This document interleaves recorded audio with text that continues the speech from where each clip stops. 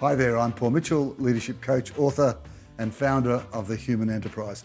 Welcome to Mentoring with Mitch, where we answer your questions about leadership in all aspects of your life, at home, most importantly, at work and in your community.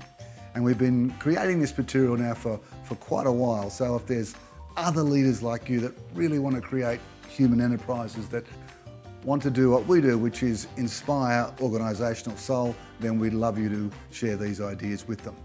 So today's question comes from a manager in a pest control company, and it's about energy, an important one for us because one of our values in the human enterprise is fun-fueled energy. It's all about energy.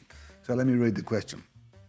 How do I remain focused on the task at hand when there is so much negative energy often within my team and the business? It's distraction that's not new, or rather it's a distraction that's not new, but it's a distraction that consumes energy and time, resulting in non-productive outcomes. I look forward to hearing from you.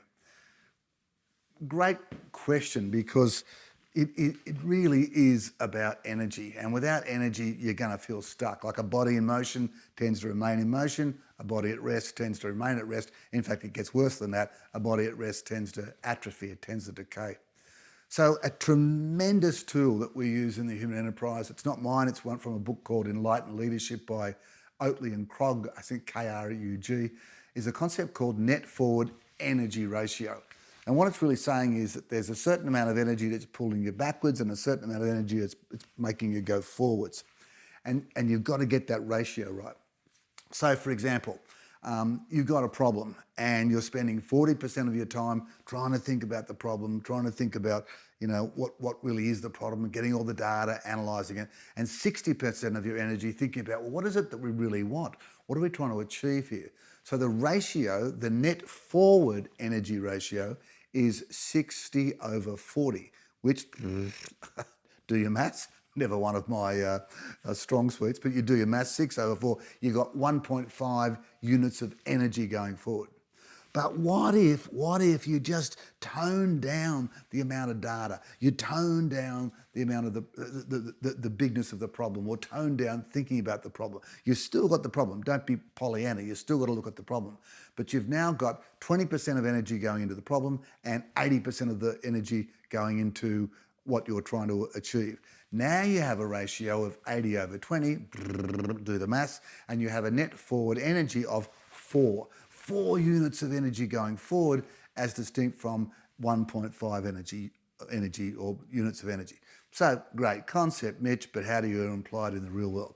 Well, here's how I suggest you apply it. You ask 5 questions, 4 of which are forward energy, and 1 of which is possibly could be called negative or backward energy. And here's the questions. First of all, 1, what's working? What's already working? Appreciative inquiry. What do we got that's working really, really well? Second question, specifically, how is it working? What are we doing that's great? Overall, we know what's working, but number 2, why is it working? The third question, what's our objective here? What are we really trying to achieve? Like really, really trying to achieve? Great. And the fourth question, and if we do achieve it, what's in it for all of us? What's in it for all our stakeholders? What's the WIFM, that what's in it for me and our other stakeholders? And then, and only then, you ask the last question, which is, okay, so based on the answers to those first 4 questions, what could we do differently, better, or not at all? I'll say it again. What could we do differently, better, or not at all? Now notice if you just rock up in your meeting, hey guys, things aren't working, what could we do better, differently, or not at all? There's no context, and it's almost like a negative question. But that last question, within the context of the other 4, is a brilliant example of a net forward energy ratio. Is this going to solve all your energy problems? No, not at all. But will it be a great part working towards solving them? You bet. We see this again and again and again with the various teams that we work with and the various senior leaders. So all the best. And by the way, keep your own energy up as well too. Hey, thanks for watching. Hope that's helped, or at least given you a couple of first steps.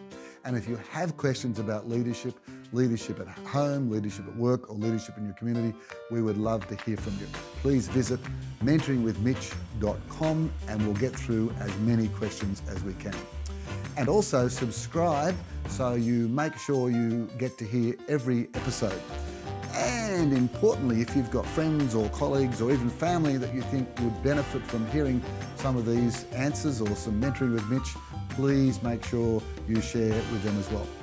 Until next time, find the passion, develop the skills, make the numbers, and make a difference.